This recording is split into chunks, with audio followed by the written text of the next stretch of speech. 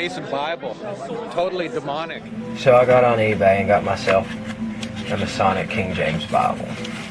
There's a Freemason insignia on the front. But what really shocked me the first time I picked this up, sun god, frogs, Amen. But they do feature Egyptian gods and goddesses, which is kind of interesting because, you know, being Catholic, a Roman Catholic in my case, we're not taught that these gods exist, but they, you know, they clearly have them shown here. So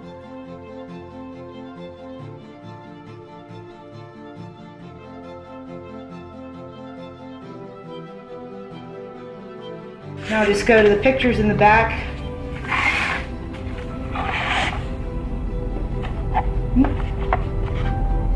The Egyptian gods and goddesses.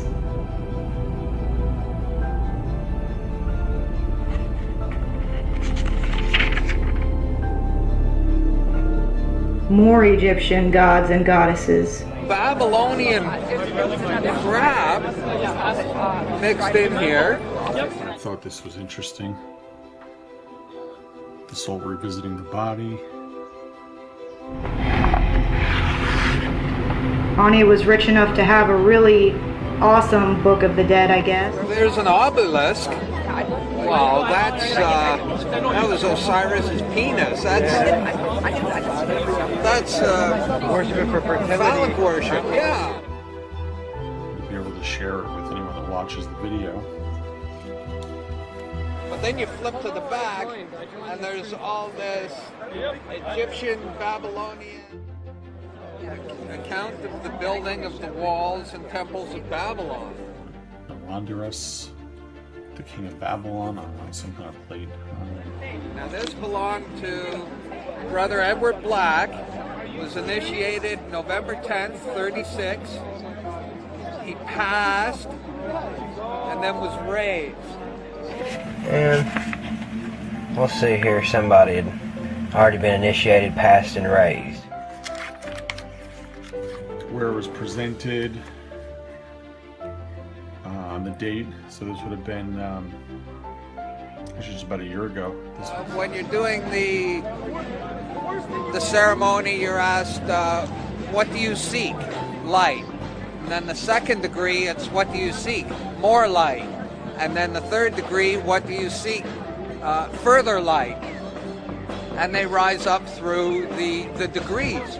And the hidden secret, which is revealed at the 33rd degree, is that the light you've been seeking all of this time is the light of the light bearer, Lucifer. See, they use this term, light, light, great light, all the way through, and the hidden secret, which is not revealed until the 33rd degree, is what the light really is. When you finally find out what the great light is, it's supposed to be that you're worshiping Satan the entire time. Let's. Oh, look at this. From darkness to light. Check that out. Look. We have alchemy. Eastern Star. Baphomet. And then we get page 33. The Holy Bible starts on page 33. Could that be a coincidence? The Holy Bible starts on the 33rd page of the Masonic Bible. And they say that the source of this symbol it's an important symbol borrowed from the Freemasons from the nations of antiquity, or rather iniquity is what the Bible would call it. Among the Egyptians, Osiris, their chief deity, was symbolized by an open eye. Really now? So that's what we should use for the God of the Bible, huh? Sounds like Bell worship, guys.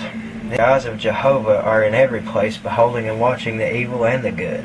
It is the symbol of omnipresent deity.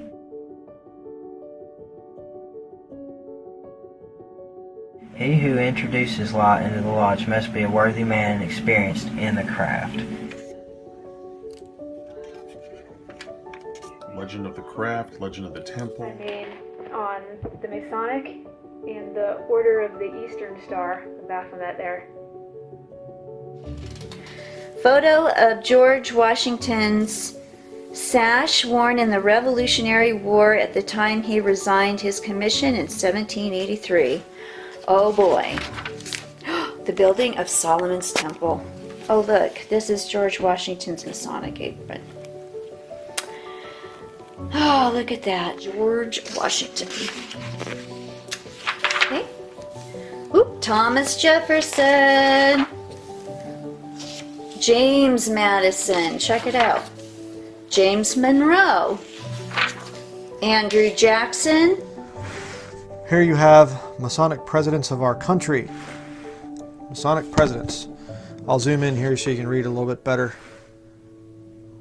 George Washington, Mason. Thomas Jefferson, James Madison, James Monroe, Andrew Jackson, James Knox Polk, James Buchanan, Andrew Johnson, James Garfield, William McKinley, Theodore Roosevelt, William Howard Taft, Warren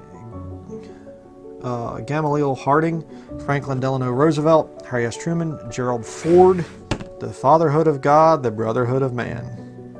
There you have George Washington with a nice all-seeing eye radiating down over the White House. Nice imagery there. The white apron there is made of lamb's wool, and it symbolizes the veil that veils the Holy of Holies from the God of Masonry, which is right directly behind the veil. Excuse me there, I have to point there. That's the God of Masonry. You see the square, you see the compass, you know, this thing here, right there, the G in the middle, does not stand for God. It does not stand for geometry. It stands for generativity. It is a sex symbol. Okay?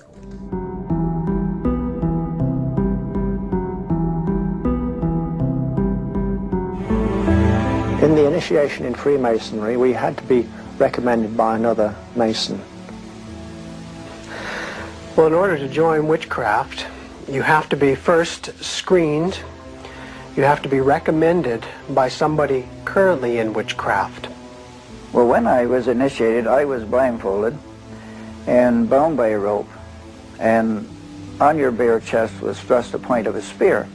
In witchcraft, we were initiated through a very involved ritual, initiation ceremony, wherein the candidate was led blindfolded, bound by a rope to the edge of the magic circle. And the rope is around your neck and your lid forward. And up front, in the eastern end of the building, is a person who's a worshipful master. And you kneel down before him. And he brought me into the inner court of the house of the Lord. And behold, at the entrance of the temple of the Lord, between the porch and the altar, were about 25 men, with their backs to the temple of the Lord, and their faces toward the east, worshipping the sun toward the east. Women who are Freemasons belong to the Order of the Eastern Star. Members of the Mount Olive Grand Chapter, Order of Eastern Star of Texas. The radiance. God is the center of the radiance, that solar symbol in which the G is enshrined. As if he were a god. You were met by the high priest or high priestess at that time, usually with a sword to your chest. When I went to enter the lodge, a sharp object was put to my left breast. And I was warned that should I reveal any of the secrets of Freemasonry, to know what to expect. And in the entered apprentice degree, you swear that you would rather have your throat slit, your tongue torn out by its roots, and buried in the rough sands of the sea at low water mark, where the tide ebbs and flows twice in 24 hours. When you're presented before the high priest, a sword is held against your chest, and you actually take a blood oath, promising to remain faithful to the secrets of witchcraft. Well, when you are in the room, this blindfold is taken away from you, and this is a time when they say that you're coming from darkness into light. During the initiation ceremony, the initiate is led by the lieutenant of the high priest and is challenged at the edge of the circle by someone saying, "Who goes there?" And the answer is, "One from the world of darkness." In Masonry, the prayers are ended with "So mote it be." Oh, and one of the other aspects of or distinctives of the craft was that we would always end any spell or ritual where we released the power, this is where the power was released, with the word "so mote it be."